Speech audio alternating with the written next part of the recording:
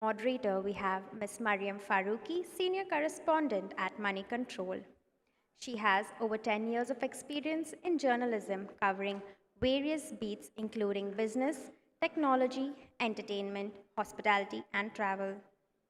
She will be joined on stage by Mr. Anshul Gupta, Managing Director, Accenture Technology, and Mr. Ganeshan, Senior Vice President, Travel Distribution, Engineering, and Center Head, Technology Centers, India, Amadeus, to talk about blending technology with aviation and hospitality.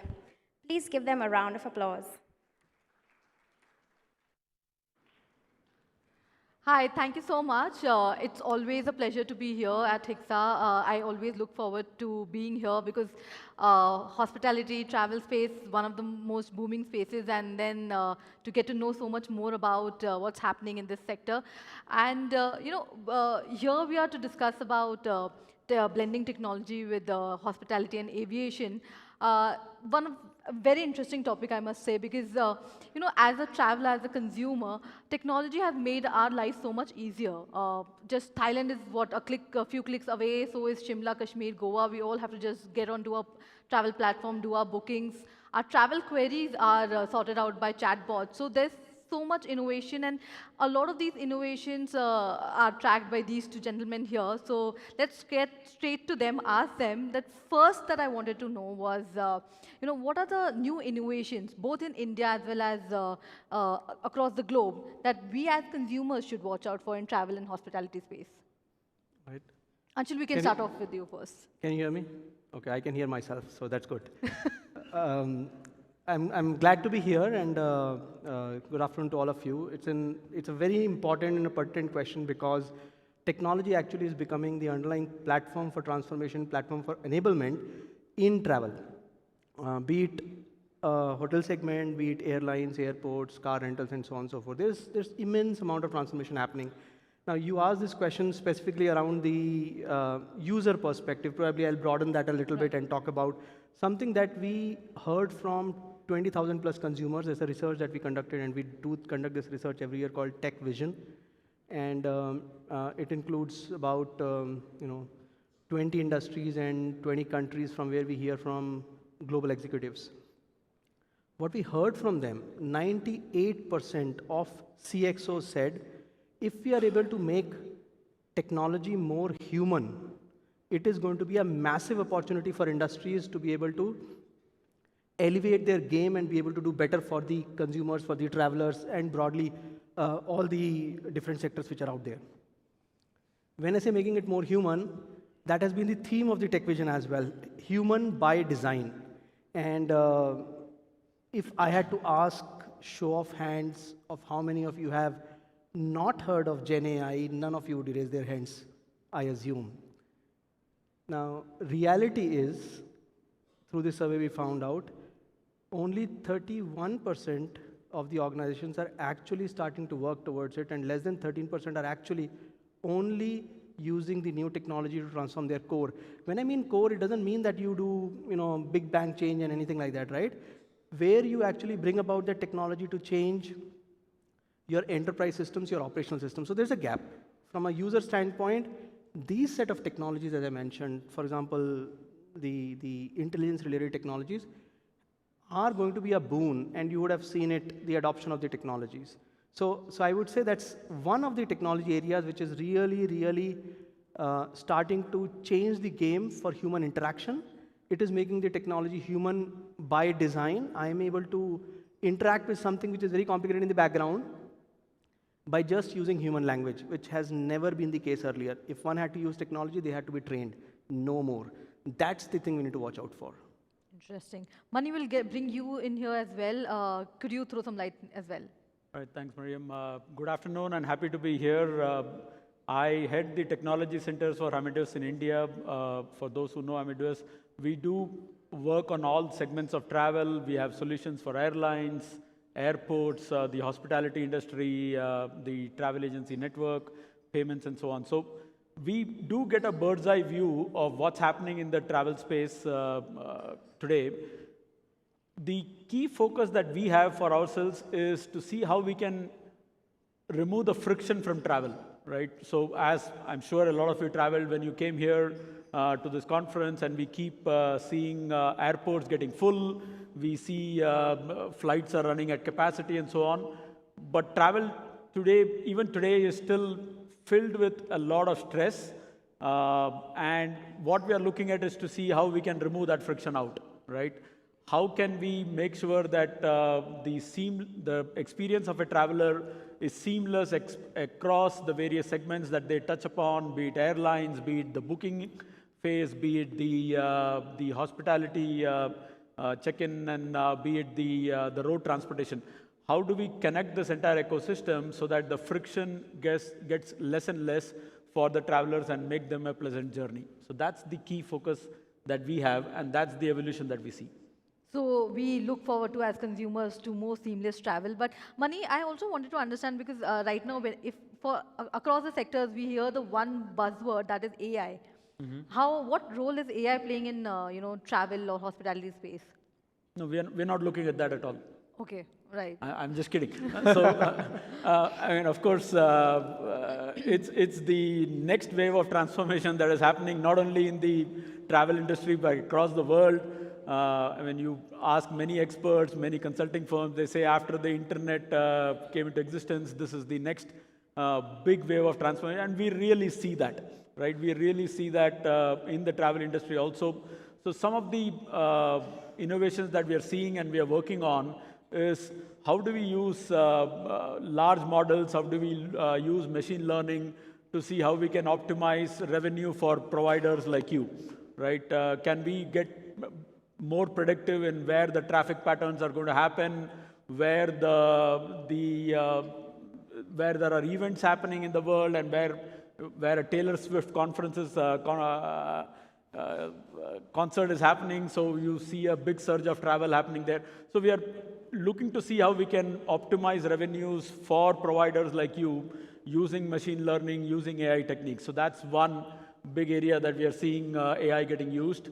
Of course, we are seeing how we can create more virtual assistants, more personalized offering for travelers. And a good example of that is what we recently worked on the corporate travel side with Accenture and with Microsoft, our two large partners, to see how we can, I mean, corporate travel always has a lot of myriad rules that the corporations want to deploy to their employees. How do we crunch these rules, and how do we make sure that we provide a solution which is at the fingertips for corporate travelers? And that's a solution that we worked on with Accenture and with Microsoft. So that's an area where we see AI come in. We're also seeing AI come in on the tech side, on our tech platforms, because we run a very large platform which is extremely mission critical for all of you and for all travelers and for all our customers. Now, how do we make these systems predictive so that they are more in a self-healing mode rather than having a downtime, a hiccup, and that causes a worldwide impact on travel?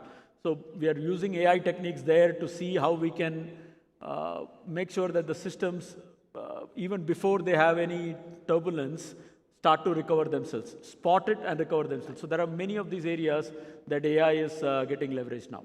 You got me there, Mani, when you said. No, but Anshul, like he was mentioning about working with Accenture, so could you throw some light? Yeah, right. I mean, that's more to do with the corporate travel example that Mani was mentioning. And if from the audience you are a hotelier or you are a corporate travel agency, or some of you may be in the associated industry segments, you would say it is someone else's job to apply the technology and show me the money, right? What's the ROI of the technology? I would give you one stat. From 2018 to 2021, the revenues influenced by AI, and this is the CXOs of the travel industry have been saying, so the revenues which are influenced by AI in travel industry mentioned by CXOs has doubled from 2018 to 21. And the anticipation is, and this was last year's data, the anticipation is going to triple in the next 3 years, which concludes 2024, which is this year, right? So it is growing, and it is something which is getting mainstream now.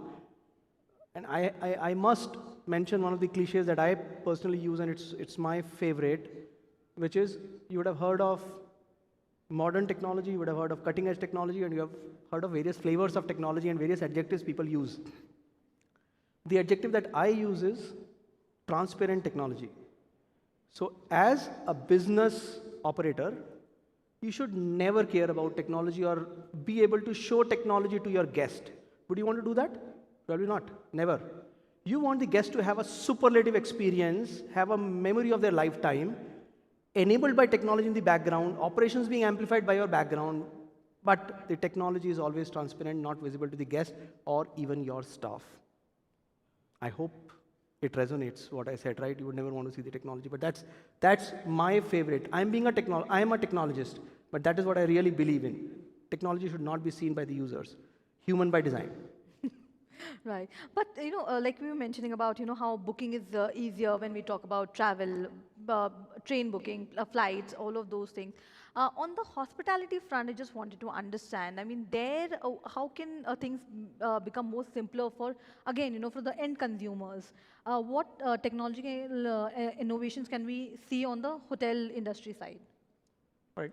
So from Amadeus side, we do work with a lot of hotel chains. I mean, we already have Intercontinental on the platform. We are now working with Marriott actively to get them onto the platform. MGM is there.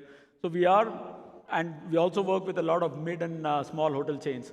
So when we talk to all these hotel chains, there is a few themes that are coming out quite strongly, right? One is how seamless and how integrated is the booking experience that customers have, and is it seamless across the various channels that they offer their inventory on, right? So that's one big theme that is emerging, and we are working on that.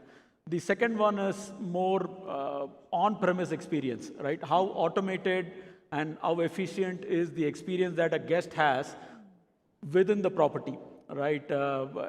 For the various needs that they have, be it food and beverage, be it in-room service, and so on. So making that experience more automated and more frictionless is the second large theme that is emerging.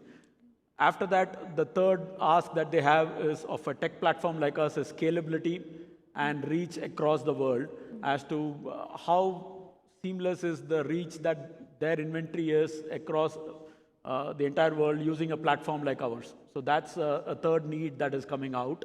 And last but not the least, hospitality industry is a very in-person, personalized industry, right?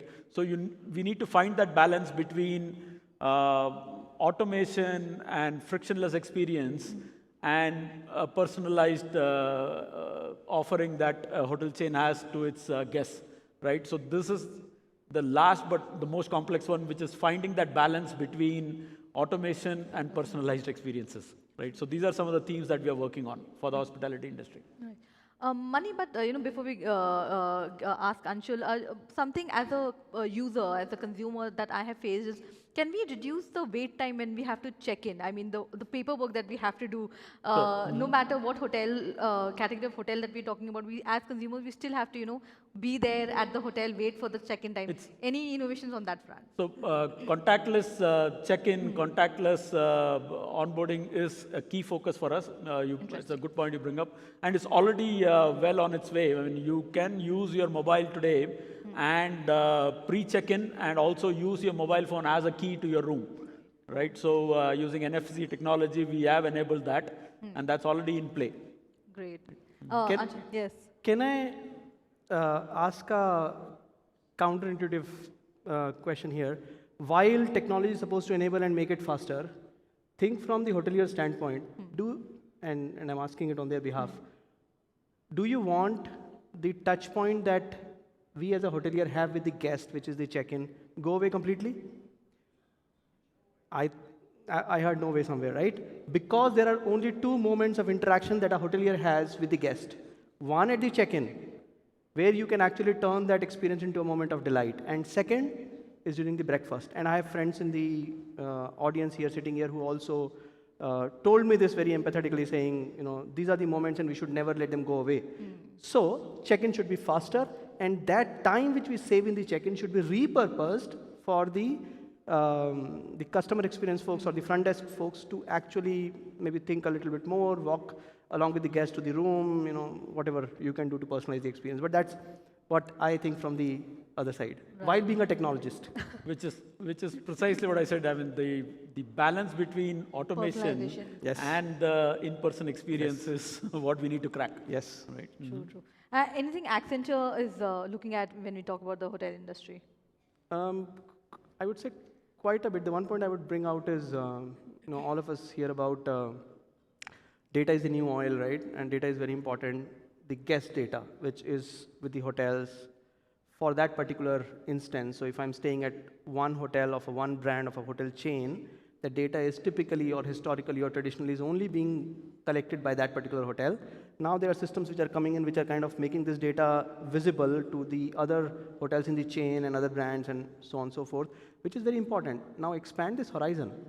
If it is possible for a hotel company to be able to partner with the car rental company and to be able to partner with the airlines and to be able to partner with the airports, so the entire experience of the guest, not just limited to my customer is only my customer when he or she is staying at the hotel. That is old school. New school is my customer irrespective of which point in their journey they are. Even if they are sitting at their home, he or she is my customer, and if I can do something for them now, I would rather do it. Interesting. So there are things that are happening in that space. Right. Maybe just to give you an example, for Changi Airport, Singapore Airport, we had built a metaverse-based solution where users staying at their home would be able to explore the entire airport, get a walkthrough of the airport, play games at the airport, do activities, and so on and so forth. It was more of a marketing exercise and a guest or a traveler engagement solution which was built. And you can go and explore. It's on Roblox, so you could just go explore. So travelers like me and all of us sitting here, we are always looking for innovation. Of course, that's what we are discussing as well. But we also are looking for a lot of customization. I mean, bespoke travel solutions that we are always ask for. So again, on that front, personalization when we for travel plans, what innovations can we look on that front? So again, personalization is a key to the industry, especially the hospitality industry.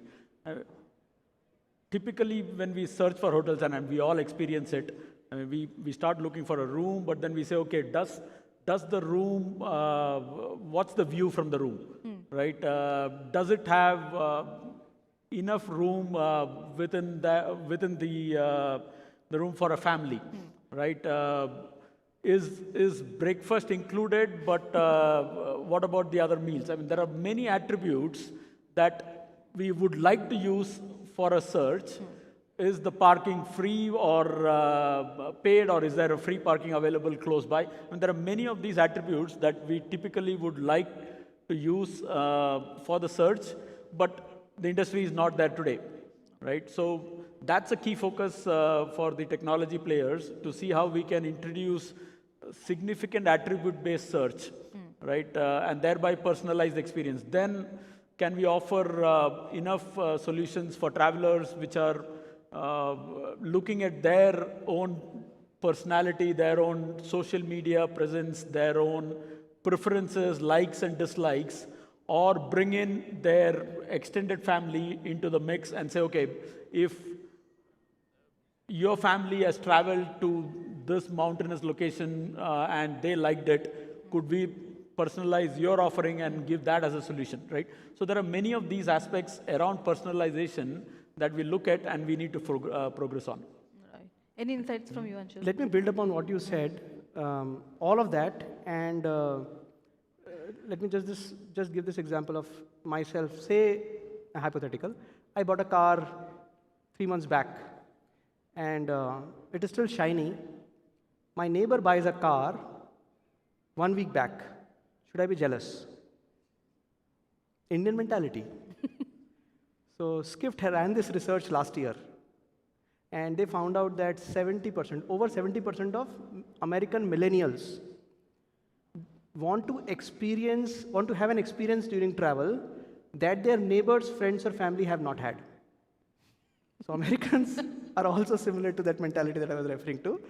But now translate that into travel, exactly into travel, right? That personalization that we talked about. We have to personalize the experience in a way which is unique enough for this individual, whatever they are seeking. And to the earlier point, some people would really want to be, doing a little chit chat at the check-in, but some others may not want to do that. Some people would want to have an adventurous holiday, and data is going to help figure out whether this particular family which is traveling want adventurous vacation or not. Adventurous meaning have adventure activities during the vacation, not an adventurous vacation. And then it will also depend whether if it's a family, the kid is a 2-year-old kid or a 12-year-old kid and all of that, right? So this entire personalization relies on data, and data capture happens all through that Mani was alluding to. Anshul, also nowadays when we are talking about travel or hotel growth or all of this, we specifically talk a lot about smaller markets or how people from across markets are traveling. And the focus of even hotels are these tier 2, 3 markets. What I wanted to understand was how can we deepen the technological innovations? How can we bring technology in travel and hospitality space in these markets as well and introduce them to these innovations? So if you look at Indian market and smaller cities for that matter, look at some of the technologies that have been launched. So whether it was the mobile, it became pervasive very fast. You look at internet, it became pervasive very fast. Some of the new car models are being found in tier 2, tier 3 cities and villages also. If you look at some of these like, ChatGPT users, Instagram users, Snapchat users and all of that, and then digital payments, Paytm, etc., right? These became pervasive and they expanded like fire into the Indian cities. The adoption was very high. India is a very aggressive market for that matter, and there is hunger for new things. Same applies to travel also in terms of being able to buy some of the new things which are available. The only difference being the consistency of the experience that I would be able to deliver in that remote city time over again when I get the same traveler. The problem that happens is either the infrastructure may not be as good for these amenities to be continued in that remote city. Many of you may have had those luxury cottages and luxury villas in tier 2, tier 3 cities flourishing as a business during the pandemic days, right? And people were affording that at double the price of what a city hotel would be selling at that point in time. So people can afford it if you are able to continue on that, promise. Technology can do all of that, but I think there's a little bit more than technology also which needs to happen in order to connect the traveler from the cities to the tier 2, tier 3 markets as well to make it more pervasive. I think that's a little bit beyond technology at this moment. Okay. My personal thing, no offense to what's happening in infrastructure and other things. Right. Mani, you want to weigh in? Yeah. What we see is, at the end of the day, it's the richness of the data that we capture on our platform and the ability to segment our population, be it tier 2 city, be it tier 1 city, be it young travelers, mature travelers and so on.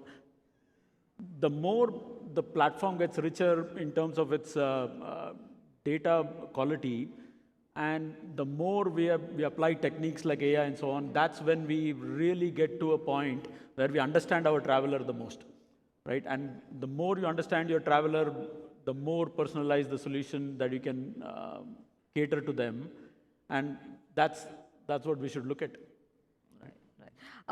One more, important as well as the buzzword is sustainability. So there, I just wanted to understand, how can we make travel more sustainable? And even when we talk about innovations and technology that we talk about in travel and hospitality space, what role does sustainability play in here?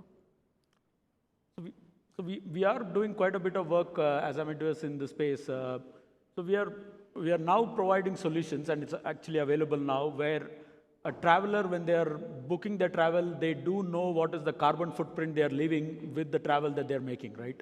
And we do have APIs that people can access to get this data from us, right? So that goes a long way in sustainability, right? Once a traveler knows what's the footprint, they probably are open to offsetting that in some way, right? So we also have APIs to calculate the carbon offset so that that option can be exercised. So those are some of the research that we are doing. We are also investing as a company in startups that are doing deep research in this, right, in sustainable aviation fuel. So that's another area that we are working on. We are, Amadeus, we run a large platform. This is primarily running from our data center in Europe today. We are on a journey to get to the public cloud so that we leverage the Microsoft's platform to begin with. And there, of course, we then leverage on Microsoft's sustainability initiatives, right? And thereby we reduce our own carbon footprint in our data center. So again, it's another area that we are investigating and progressing on.